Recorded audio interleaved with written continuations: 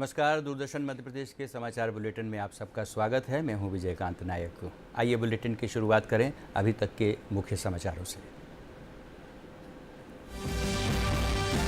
भारत पाकिस्तान के बीच सीज़फायर समझौते के बाद शांति का माहौल। जम्मू कश्मीर, पंजाब और राजस्थान की सीमाओं पर शांति का माहौल।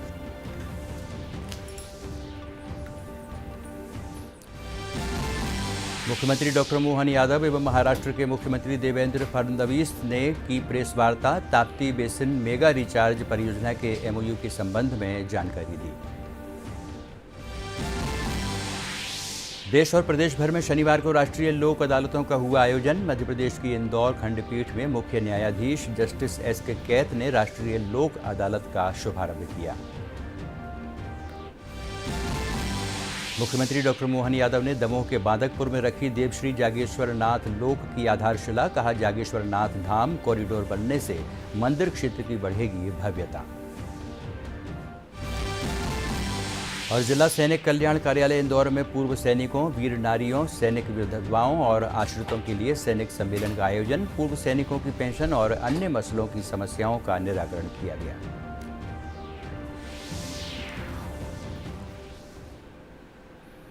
और आइए अब समाचारों को विस्तार से देखते हैं। भारत और पाकिस्तान सीज़ फायर के बाद अब सीमाओं पर शांति का माहौल बना हुआ है। आज रविवार को जम्मू शहर में स्थिति सामान्य रही। कल शनिवार और रविवार की मध्य रात्रि के दौरान किसी ड्रोन गोलीबारी या गोलाबारी की सूचना नहीं मिली है। पुंछ क्षेत्र में भी स्थिति सामान्य है। रात के दौरान किसी ड्रोन गोलीबारी या गोलाबारी की खबर नहीं आई है। इसके साथ ही पंजाब और राजस्थान की सीमाओं पर भी शांति बनी हुई है।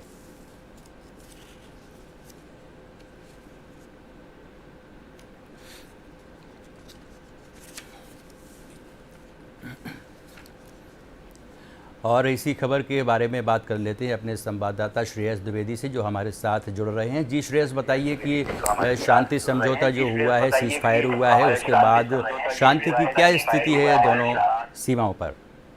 जी श्रेयस, बताएं कि वर्तमान क्या स्थिति है।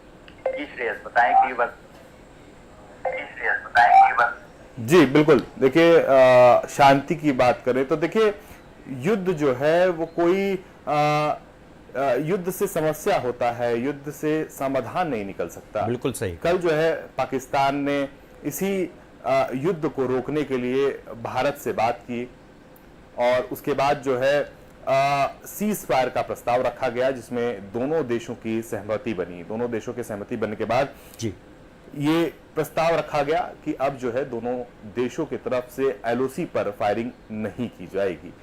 और इसके साथ ही साथ अगर बात की जाए तो रात में ये भी खबर आई कि जो सीज़ फायर का उल्लंघन भी किया गया, लेकिन इसके बाद भी इसके ठीक 1 से 2 घंटे बाद जो एलओसीज हैं, जो लाइन ऑफ कंट्रोल्स हैं, जो बॉर्डर्स एरिया हैं, चाहे राजस्थान के बॉर्डर्स हों, चाहे गुजरात के हों, चाहे पंजाब के हों, और उसके बाद जम्मू कश्मीर की बात कर लें, हर जगह जो है स्थिति सामान्य थी। और अभी भी अगर सुबह की बात करें तो हर जगह जो स्थिति है वो सामान्य है। देखिए, भारत ने आतंकवाद के खिलाफ पाकिस्तान को एक करारा जवाब दिया है। पूरे विश्व ने इसको देखा कि भारत जो है आतंकवाद के खिलाफ कैसे पाकिस्तान को करारा जवाब दिया है, मुंह तोड़ जवाब दिया है। चाहे हम पाकिस्तान के कराची की बात करें, लाहौर की बात करें, सियालकोट की बात करें, रावलपिंडी की बात करें, उसके जो एयर बेस थे उनकी बात करें, भारत ने करारा जवाब देते हुए हर जगह जो है उनको तबाह करने की कोशिश की है। पीओके में जो आतंकी ठिकाने थे वहां पर आतंकी ठिकानों को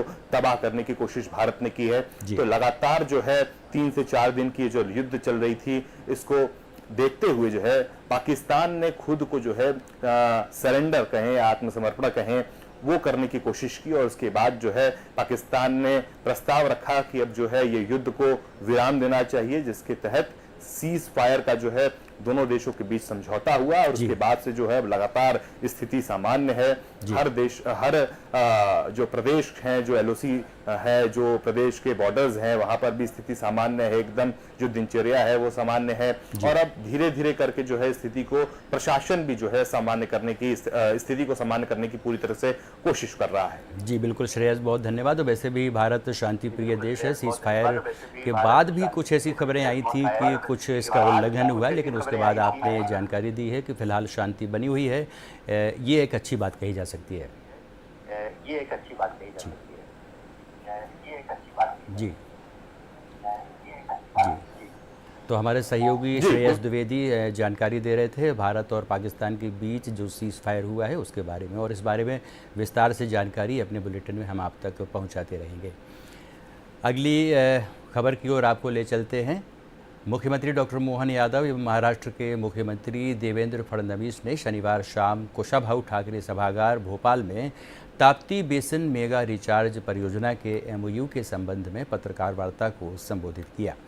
मुख्यमंत्री डॉक्टर मोहन यादव ने कहा है कि ताप्ती बेसिन मेगा रिचार्ज परियोजना मध्य प्रदेश और महाराष्ट्र के विकास का नया आयाम स्थापित करेगी।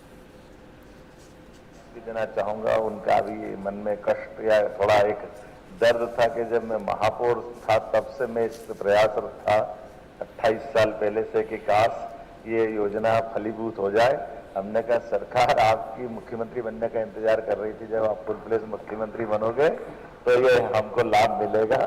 परमात्मा की दया से आप मुख्यमंत्री बन के आए और हमारे लिए ये यशस्वी प्रधानमंत्री का ये और आनंद की बात है, सोने पे सुहागा इस नाते से माने कि जब आप उस समय अगर करवा लेते या महाराष्ट्र और मध्य प्रदेश का समझौता होता तो सारा खर्चा आपको वहन करना होता, लेकिन अब माननीय प्रधानमंत्री ने एक तरह से इन योजनाओं के लिए जो नया दृष्टिकोण लिया है कि ऐसी योजना जिसमें दो राज्यों को साथ जोड़ करके नदी परियोजनाओं के माध्यम से राष्ट्रीय परिदृश्य में उसका कोई रोल होता है, राष्ट्रीय हितों की उसमें कहीं झलक आती है, जिसको हम एक तरह से राष्ट्रीय परिदृश्य में उस राष्ट्र की भावना के अंतर्निहित भाव से समझा जा सकता है, तो उसका 90% पैसा भारत सरकार देती है। वाकई अद्भुत है। ये मुझे इस बात की प्रसन्नता है कि हमारे अपने दोनों राज्यों के निर्णय से भारत सरकार 90% राशि देगी। इंटरस्टेट कंट्रोल बोर्ड की जो मीटिंग हुई 25 वर्ष के बाद ये मीटिंग हुई है। इससे पहले 2000 में मीटिंग हुई थी। हालांकि भले ही बोर्ड की मीटिंग न हुई हो, लेकिन आधिकारिक तौर पर चर्चाएं लगातार चलती थी और करीबन 2016 में देश में मोदी जी की सरकार आने के बाद अंतर्राज्यीय पानी के समझौतों को एक बल दिया गया और उसके तहत उस समय हम लोगों ने वापस इसके ऊपर विचार शुरू किया। मैं आदरणीय डॉक्टर मोहन यादव जी का बहुत बहुत आभार व्यक्त करता हूं कि उन्होंने इसमें बहुत रुचि दिखाई और बड़ी तेजी के साथ इसको इस स्तर तक उन्होंने लाया।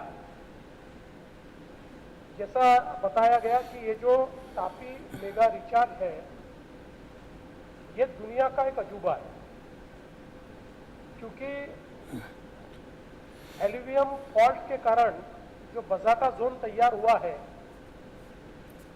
वो फॉल्ट तापी नदी के पैरेलली पूरा जाता है और उसके कारण एक रिचार्ज की क्षमता की निर्माण हुई है। और हम लोगों ने जब साइट पर जाकर देखा था तो ऐसा ध्यान में आता है कि मानो कोई गुप्त नदी बहकर आती है और वो पानी कुएं में जाता है और लगातार 24 घंटे पानी जाने के बावजूद भी कुएं की लेवल नहीं बढ़ती। इतना पानी उसको शोषने की ताकत ये सारे फॉल्ट के अंदर है। तो इसी के चलते इस परियोजना के कारण मध्य प्रदेश को और महाराष्ट्र दोनों को बड़ा फायदा होने वाला है। करीब 1,31,000 हेक्टेयर जमीन मध्य प्रदेश की और 2,30,000 हेक्टेयर जमीन ये महाराष्ट्र की सिंचाई के तहत आने वाली है। दमोह के प्रसिद्ध बांदकपुर धाम में विराजे भगवान जागेश्वर नाथ का धाम अब और सुविधाओं से युक्त होगा। प्रदेश के मुख्यमंत्री डॉक्टर मोहन यादव ने यहां जाग लोकेश्वर के निर्माण कार्य का भूमि पूजन किया। इस अवसर पर सीएम यादव ने स्वयं प्रकट भगवान जागेश्वर नाथ का अभिषेक, पूजन अर्चन और मंत्रोच्चार के साथ भूमि पूजन किया। मंचीय कार्यक्रम में मुख्यमंत्री श्री यादव ने कहा कि प्रधानमंत्री नरेंद्र मोदी की व्यवस्था के अनुसार देश भर के सनातनी स्थलों के विकास के नए आयाम तय हो रहे हैं और इसी कड़ी में 100 करोड़ रुपए की लागत से बांदकपुर में जागेश्वर लोक का निर्माण किया जा रहा है। पंचायत ग्रामीण विकास एवं श्रम मंत्री प्रहलाद सिंह पटेल ने कहा कि प्रसिद्ध तीर्थ स्थल जागेश्वर धाम धार्मिक आस्था का केंद्र है। कॉरिडोर की सौगात से क्षेत्रवासियों की बहुप्रतीक्षित मांग आज पूरी हुई है। लगभग 10 करोड़ की लागत से बनने वाले कॉरिडोर की नींव मुख्यमंत्री डॉक्टर यादव ने रखी। उन्होंने प्रदेश एवं जिले के आम नागरिकों, श्रद्धालुओं को बधाई और शुभकामनाएं दी। से ज़्यादा मीडिया है, ऐसे में हमारे सभी विभागों के साथ हम इसमें लगे रहे। माननीय ग्रामीण पंचायत मंत्री 50 से ज़्यादा उद्गम में होकर के आए। कई जगह कई प्रकार से ये जो हमारे जल के प्रति जो प्राथमिकता भी है और जल ही जीवन है, यशस्वी प्रधानमंत्री ने 2007 से लेकर 11 तक गुजरात में जल मंदिर की कल्पना करते हुए जो अभियान चलाया था, उससे प्रेरणा लेकर के हमने अपने प्रदेश के अंदर भी इस अभियान को चलाया हुआ। और सच में हमारे लिए अपने जल स्रोत की सुरक्षा करना, रक्षा करना, संरक्षण करना ये हमारी जवाबदारी भी है। जब हम नए जल स्रोत की बात करते तो पुराने ऐसे सभी बावड़ी हुए, तालाब, इन स्थानों पर प्रॉपर ध्यान देना और समय पे अभी ध्यान देने से परिणाम ये रहेगा कि हमारे वर्षा काल में ठीक से वृक्षारोपण हो पाएगा। पिछले साल बेतवा का गोमुख एक तरह से बंद हो गया था, लेकिन दोबारा उसको इसी कारण से इन व्यवस्थाओं का घर पर पुनः संचालित किया जा सका है। संरक्षित कर रहे हैं। मेरी अपनी ओर से खासकर आज बांदकपुर में यहाँ पवित्र कुंड की जो हालत देखी, आनंद आ गया कि ये 300 साल पुराना स्थान है, लेकिन एक पवित्र धाम की तरह। इंदौर में विभिन्न न्यायालयों में और कई विभागों में लोक अदालतों का आयोजन किया गया। मध्य प्रदेश उच्च न्यायालय की इंदौर खंडपीठ में मुख्य न्यायाधीश जस्टिस S.K. कैत ने लोक अदालत का शुभारंभ किया, जबकि जिला एवं सत्र न्यायालय में जिला एवं सत्र न्यायाधीश अजय कुमार श्रीवास्तव द्वारा लोक अदालत का शुभारंभ किया गया। शनिवार को लोक अदालत में लगभग 25,000 प्रकरण आपसी सुलह से निपटारे के लिए रखे गए थे। इसके लिए 30 विशेष खंडपीठों की स्थापना की गई थी। वर्ष की दूसरी नेशनल लोक अदालत है। माननीय सुरेश कुमार कैत, मुख्य न्यायाधिपति मध्य प्रदेश उच्च न्यायालय, पैटर्न चीफ सालसा, कार्यपालक अध्यक्ष श्री संजीव कुमार सचदेवा साहब के निर्देशन में और अजय श्रीवास्तव साहब जो इस प्रधान जिला एवं सत्र न्यायाधीश हैं, जिला विधिक सेवा प्राधिकरण के अध्यक्ष हैं, उनके मार्गदर्शन में नेशनल लोक अदालत आयोजित की गई है। पूरे जिले में लगभग 89 खंडपीठों का गठन किया गया है। मुख्यालय पर 69 खंडपीठ बनाई गई। प्रत्येक न्यायाधीश अपनी अदालत में बैठकर समझौता योग्य मामलों का निराकरण करेगा। महू में 15, देपालपुर में, सांवेर में 4 और हाथौद में 1 खंडपीठ का गठन किया गया है। लगभग 12,500 समझौता योग्य मामले इस नेशनल लोक अदालत में रखे गए हैं। ऐसे मामले जो अभी न्यायालय में आए नहीं हैं, प्री लिटिगेशन केसेस हैं, वो लगभग 76,000 मामले विभिन्न बैंक्स के और प्राइवेट फाइनेंस कंपनियों के लोक अदालत में निराकरण के लिए निर्दिष्ट किए गए हैं। हमें विश्वास है कि पिछले वर्षों की भांति आदरणीय अजय श्रीवास्तव साहब के मार्गदर्शन में श्री शिवराज गवली जो सचिव हैं जिला विधिक सेवा प्राधिकरण, उनके परिश्रम से सभी न्यायाधीशों, अधिवक्ताओं और मीडिएटर्स, पैरालीगल वॉलंटियर्स, जिला पुलिस प्रशासन की मदद से एक अच्छे परिणाम प्राप्त करेंगे। मेरे कार्यकाल की ये पहली लोक अदालत है। आज 10 तारीख को लगाई गई है। यह लोक अदालत इसलिए शासन के द्वारा लगाई जाती है कि गरीब अमीर जो भी व्यक्ति रहे उनको सुलभ न्याय मिले और इससे किसी भी तरह से कोई वैमनस्यता नहीं है और सुलह के माध्यम से ये सस्ता और सुलभ न्याय मिले। और इस तरह के आयोजन होते रहना चाहिए कि जिससे गरीब तबके के लोगों को न्याय मिल जाएगा और जल्दी से निर्णय हो। बस इंदौर अभिभाषक संघ अध्यक्ष की ओर से मैं ये बता रहा हूँ कि इस तरह से लोक अदालत लगनी चाहिए। राजधानी भोपाल में भी द्वितीय राष्ट्रीय लोक अदालत का उद्घाटन प्रधान न्यायाधीश मनोज कुमार द्वारा किया गया। प्रशासन और लोगों के बीच 80,000 से ज़्यादा मामलों में समझौता होगा। वर्तमान में भोपाल के न्यायालयों में सभी प्रकार के 1,63,428 मामले हैं। अधिक से अधिक प्रकरणों के लिए जिला न्यायालय भोपाल, तहसील न्यायालय बैरसिया, कुंडलन न्यायालय, श्रम न्यायालय और रेरा सहित कुल 60 खंडपीठों का गठन किया गया है। एवं माननीय अध्यक्ष महोदय, जिला विधिक सेवा प्राधिकरण के मार्गदर्शन में इस दूसरी लोक अदालत का आयोजन किया गया है।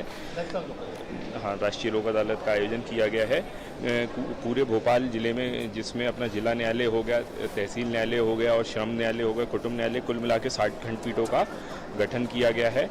और जो अपने पेंडिंग केसेस हैं, लगभग 13,000 केसेस रखे गए हैं और 70,000 प्री लिटिगेशन केसेस रखे गए हैं निराकरण के लिए। और सबसे ये अपेक्षा ये है कि आज सब जजेस और अधिवक्तागण और पक्षकारों के सम्मिलित प्रयास से अधिक प्रकरणों के निराकरण की संभावना है।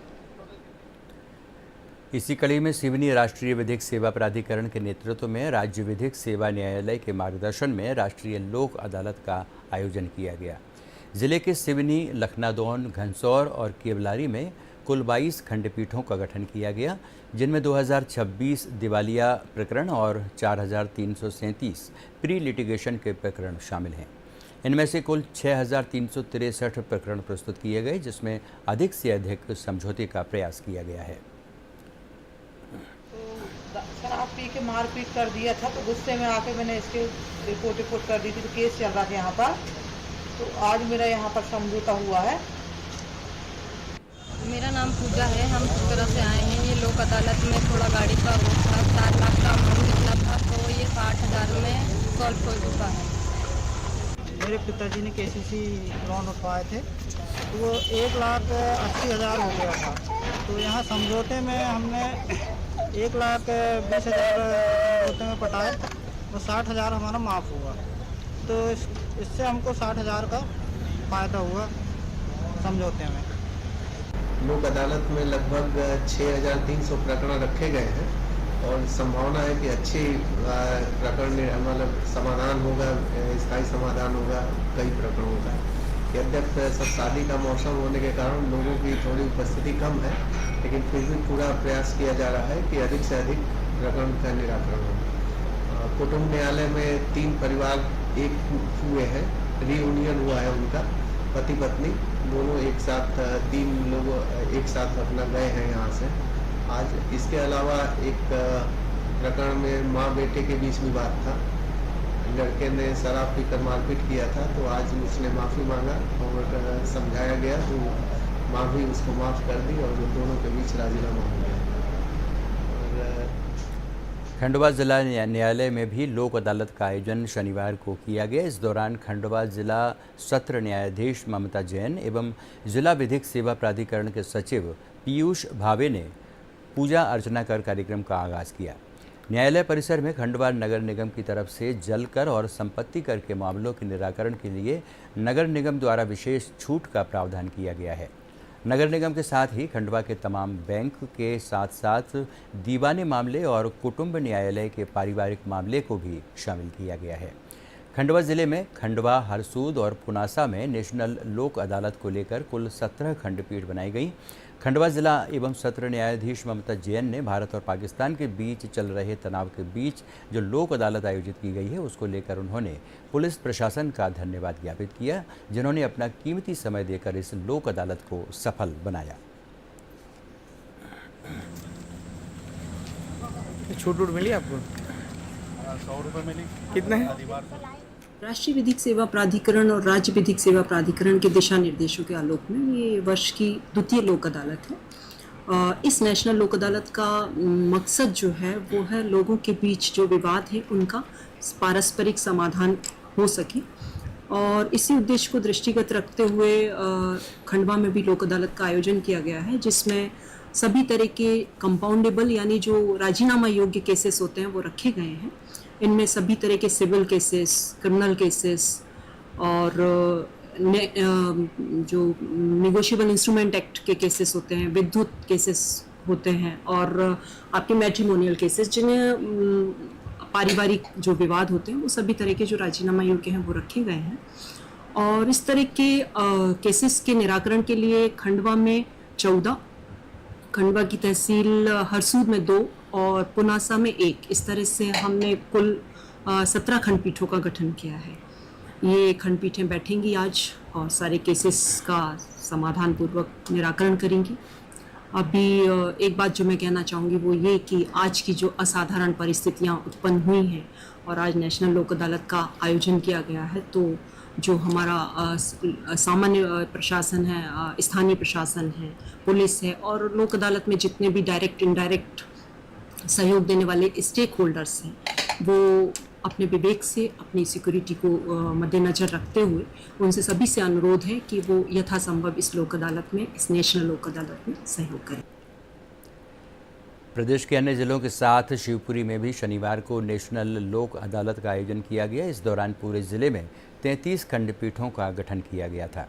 नेशनल लोक अदालत का शुभारंभ ADR भवन में किया गया। इस मौके पर जिले के मुख्य प्रधान न्यायाधीश राजेंद्र कुमार सोनी सहित जिला न्यायालय के न्यायाधीश एवं अधिवक्ता मौजूद रहे। लोक अदालत के आयोजन के दौरान कुटुंब न्यायालय में 6 प्रकरण आपसी पारिवारिक विवाद की आपसी सहमति के आधार पर सुलझा लिए गए। इस दौरान मुख्य प्रधान न्यायाधीश और न्यायाधीश राजेंद्र कुमार सोनी, कुटुंब न्यायालय के न्यायाधीश शालिनी वर्मा सिंह, विधिक सेवा प्राधिकरण की सचिव रंजना चतुर्वेदी, शाहिद न्यायालय के अधिकारी कर्मचारी मौजूद रहे। लोक अदालत के दौरान विद्युत विभाग के प्रकरण और बैंक संबंधी प्रकरणों का निराकरण भी किया गया। लोक अदालत आयोजित की जा रही है। शिवपुरी जिले में विशेष रूप से परिवार न्यायालय के मैटर और बिजली विभाग के मैटर, इन दोनों में अच्छी सफलता मिल रही है। इसके अलावा ऐसे भी मामले हैं जिसमें पक्षकार आपस में राजीनामा कर रहे हैं। मोटर वकीलेट के केसेस में भी सफलता मिल रही है। तो मैं समझता हूं कि आज की लोक अदालत काफ़ी सफल होगी। जिला सैनिक कल्याण कार्यालय इंदौर में पूर्व सैनिकों, वीर नारियों, सैनिक विधवाओं और आश्रितों के लिए सैनिक सम्मेलन का आयोजन किया गया। इस सम्मेलन के दौरान जिला सैनिक कल्याण अधिकारी ने पूर्व सैनिकों और उनके आश्रितों की समस्याओं का निराकरण किया, साथ ही शासन की विभिन्न कल्याणकारी योजनाओं की जानकारी भी दी। इस मौके पर पूर्व सैनिकों की पेंशन और अन्य मसलों की समस्याओं का निराकरण किया गया। कार्यक्रम में वर्तमान परिस्थितियों के मद्देनज़र सिविल डिफेंस के बारे में विस्तार से जानकारी दी गई। पूर्व सैनिकों को परिवार के साथ सजग एवं सतर्क रहने को कहा गया। Good morning everybody. जैसा कि आप जानते हैं कि हम हर महीने सैनिक सम्मेलन करते हैं। इसमें जो हमारे पूर्व सैनिक हैं, वीर नारियां हैं, विधवा हैं, उनके आश्रित हैं, उनकी कोई भी समस्या है, सैनिक कल्याण से संबंधित समस्या है, जैसे पेंशन से रिलेटेड समस्या है, रेवेन्यू से रिलेटेड समस्या है, पुलिस से रिलेटेड समस्या है, उसका हम समाधान करते हैं। उसके अलावा उनका जीवन प्रमाण पत्र है या रिकॉर्ड्स कुछ दस्तावेजों में इम्प्रूवमेंट करवाना है, करेक्शन करवाना, वो करते हैं। आप जैसा कि जानते हैं कि सैनिक सम्मेलन हर महीने हम लोग करते हैं। इसके अलावा इस बार ये विशेष भी है क्योंकि हमारे देश भारत और पाकिस्तान के बीच में जो हॉस्टाइल गतिविधियाँ चल रही है, तो हम हमारे सैनिकों को ये भी दिखाएं जो डिफेंस सिविल का जो अभी ड्रिल्स चल रही है उसके बारे में भी हम इनको जानकारी देंगे कि यदि मान लो एयर रेड वार्निंग्स होती है और यदि जिला प्रशासन द्वारा ब्लैकआउट किया जाता है तो किस तरह से कार्रवाई करना है, सेफ्टी के लिए क्या करना है उन्हें। यदि मान लो कुछ ऐसा होता है तो अपने घर में रहना है उन्हें, अपने घर में जो डिनर टेबल्स के नीचे या जो भी सुरक्षित जगह में रहना है। यदि कोई जिला प्रशासन हमारे सैनिकों को बुलाता है कि भाई आपको सहायता करनी, तो हमें जो भी सिविल में जो सहायता कर सकते हैं उसके बारे में भी हम जानकारी देंगे। तो ये सब जो है आज के सम्मेलन में हम लोग हमारे सैनिकों को बतलाएंगे। धन्यवाद।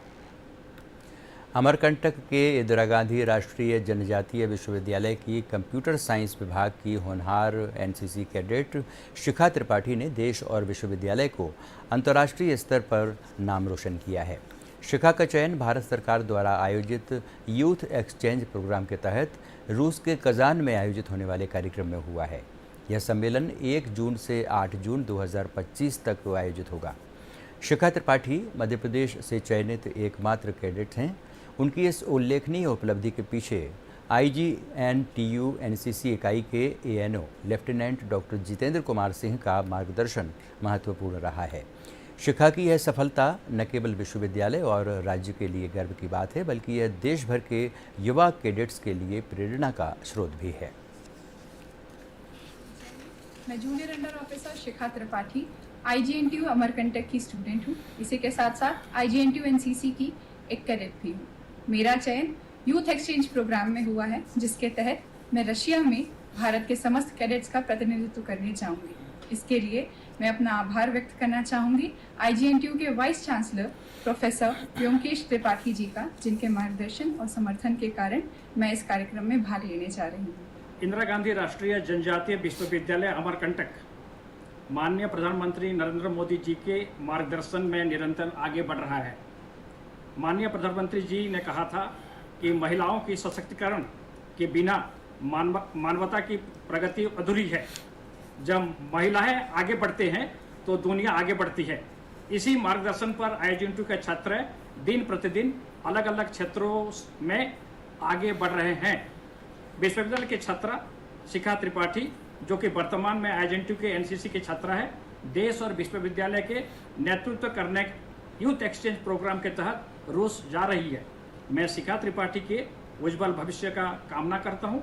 पूरा विश्वविद्यालय परिवार शिखा त्रिपाठी के इस उपलब्धि पर गर्व महसूस। खंडवा जिला अस्पताल में प्रधानमंत्री सुरक्षित मातृत्व अभियान के तहत स्त्री रोग विशेषज्ञों द्वारा हाई रिस्क गर्भवती महिलाओं की जांच को लेकर शिविर का आयोजन किया गया। इस अभियान के तहत जितने भी गर्भवती महिलाएं हैं, इनका प्रसव पूर्व देखभाल एवं विभिन्न तरह की जांच कर निःशुल्क दवाइयां भी डॉक्टर्स द्वारा दी गईं।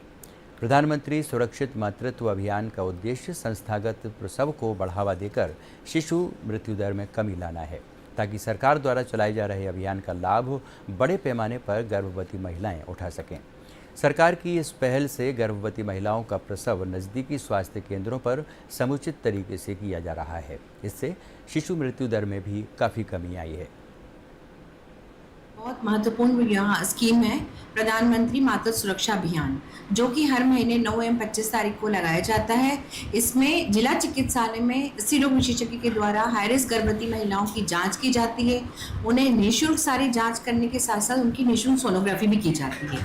इसी को हमने एक्सटेंड करते हुए हमारे सारे CHC, हमारे जो ब्लॉक PHC हैं, वहाँ पर भी प्राइवेट गायनिकोलॉजिस्ट की सेवाएं ली जाती है। प्राइवेट गायनिकोलॉजिस्ट वहाँ जाती है और उनका वहाँ के आशा ANM और CHO के द्वारा हाई रिस्क प्रेगनेंसी को वहाँ से मोबिलाइज करके गांव से ब्लॉक लेवल पे लाया जाता है। ब्लॉक लेवल पे उसकी प्रॉपर जांच होती है। जांच होने के बाद उसकी रिपोर्ट्स वगैरह के बाद उसका जो भी अब आगे फर्दर ट्रीटमेंट किया जाता है। साथ में इसकी सबसे इम्पॉर्टेंट बात ये मैं कहूँगी कि वहाँ पे उनको सोनोग्राफी के ई-वाउचर्स दिए जाते हैं, ताकि महिला जब जिला, और उसको ये भी दिया जाता है कि आपको कहाँ जाना है, कौन से सोनोग्राफी सेंटर पे प्राइवेट में जाना है, और वो सोनोग्राफी सेंटर के पास वो लिस्ट भी अवेलेबल रहती है कि ये महिला हमारे पास इस दिन आएगी। बुलेटिन के अंत में आइए देख लेते हैं मुख्य समाचार एक बार फिर। भारत और पाकिस्तान के बीच सीज फायर समझौते के बाद शांति का माहौल। जम्मू कश्मीर, पंजाब और राजस्थान की सीमाओं पर शांति का वातावरण। मुख्यमंत्री डॉक्टर मोहन यादव एवं महाराष्ट्र के मुख्यमंत्री देवेंद्र फडणवीस ने की प्रेस वार्ता। ताप्ती बेसिन मेगा रिचार्ज परियोजना के MOU के संबंध में जानकारी दी। देश और प्रदेश भर में शनिवार को राष्ट्रीय लोक अदालतों का हुआ आयोजन। मध्य प्रदेश की इंदौर खंडपीठ में मुख्य न्यायाधीश जस्टिस S.K. कैत ने राष्ट्रीय लोक अदालत का शुभारंभ किया। मुख्यमंत्री डॉक्टर मोहन यादव ने दमोह के बादकपुर में रखी देवश्री जागेश्वर नाथ लोक की आधारशिला। कहा, जागेश्वर नाथ धाम कॉरिडोर बनने से मंदिर क्षेत्र में बढ़ेगी भव्यता। और जिला सैनिक कल्याण कार्यालय इंदौर में पूर्व सैनिकों, वीर नारियों, सैनिक विधवाओं और आश्रितों हेतु सैनिक सम्मेलन का आयोजन। पूर्व सैनिकों की पेंशन और अन्य मसलों की समस्याओं का निराकरण किया गया। तो इस बुलेटिन में फिलहाल इतना ही। हमारा अगला बुलेटिन होगा 11 बजे। तब तक के लिए नमस्कार।